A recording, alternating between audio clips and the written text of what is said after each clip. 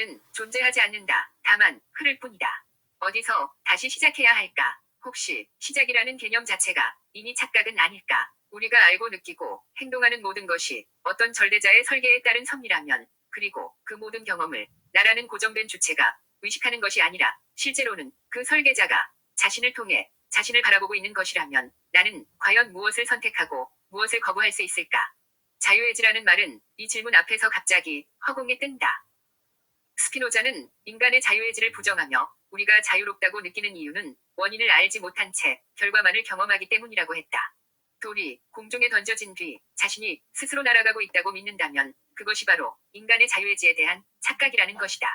이 관점에서 보면 우리의 생각과 감정, 판단과 선택 역시 끝없는 인과의 사슬 속에서 발생한 필연적 결과일 뿐이다. 단지 우리는 그 복잡한 원인 구조를 알지 못하기 때문에 자신이 선택했다고 믿는다. 불교에서는 이를 더욱 급진적으로 해석하여 애초에 나라는 실체가 존재하지 않는다고 말한다. 온, 즉 색, 수, 상, 행, 시기, 잠시 결합하여 만들어낸 흐름을 자아라고 착각할 뿐 고정된 주체는 어디에도 없다는 것이다. 오는 나라고 느끼는 존재가 실제로는 몸, 감각, 인식, 반응, 의식이라는 5가지 과정에 잠시 모인 흐름일 뿐 고정된 자아는 없다는 뜻이다. 즉, 나는 실체가 아니라 끊임없이 변하는 현상일 뿐이다. 이 관점에서 나라는 환상을 내려놓음이나 흐름에 개입하지 않음이라는 태도는, 나라는 독립적 존재가 내려놓는 선택이 아니라 실체 없는 흐름이 스스로를 통과시키는 방식일지도 모른다. 그렇다면 내려놓음조차 누가 하는 것일까? 행위자는 없고 다만 행위만이 남는다. 영화 속 등장인물은 선택하고 고뇌하며 결단하는 것처럼 보이지만 실제로는 이미 기록된 필름이 빛에 의해 투사될 뿐이다. 우리가 느끼는 삶 또한 이와 크게 다르지 않을지도 모른다. 고통, 두려움, 사랑, 갈망, 회하는 우주라는 스크린 위에 투사된 하나의 장면이며, 그것을 실제라 믿는 순간 우리는 이야기 속 인물이 된다. 더 신비로운 것은, 만약 절대자가 존재한다면 그는 자신이 만든 이 이야기 속에서 스스로를 잊고 스스로를 속이며 인간이라는 가면을 쓰고 자신의 드라마를 관람하고 있다는 점이다. 이는 힌두 철학에서 말하는 이라, 즉 신이 놀이와 닮아 있다. 우주는 절대자가 자신을 숨긴 채 스스로를 경험하는 거대한 무대처럼 보인다.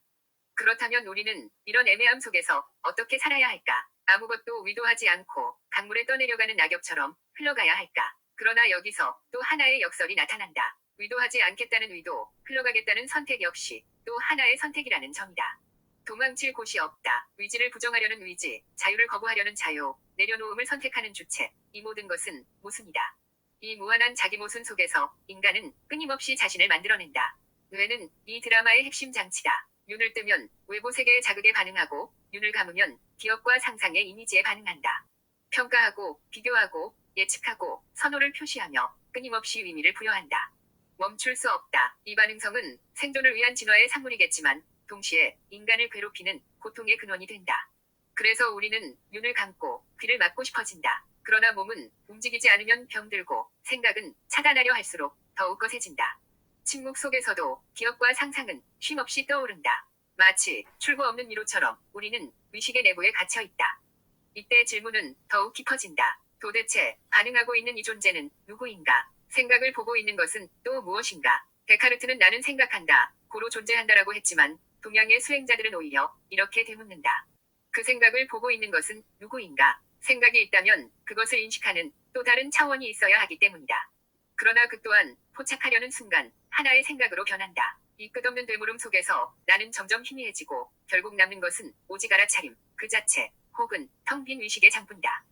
이 상황에서 실존의 환상이라는 개념이 떠오른다. 우리는 스스로를 하나의 고정된 존재, 연속된 이야기, 일관된 자아로 느끼지만 실제로는 순간순간 생성되고 소멸하는 경험들의 흐름일 뿐이다. 이름, 성격, 기억, 가치관, 인생사라는 것은 이 흐름 위에 더 씌운 이야기 구조일 뿐이다. 한 살 때 당신은 지금 어디에 있고, 죽기 직전에 당신은 지금 어디에 숨어 있나?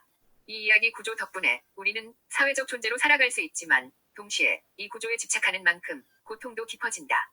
그렇다면 자유의지는 환상인가? 혹은 실존 자체가 환상인가? 어쩌면 자유의지란 절대적 자율성이 아니라 꿈이라는 흐름 속에서도 자기 자신을 다시 설계할 수 있는 능력일지도 모른다.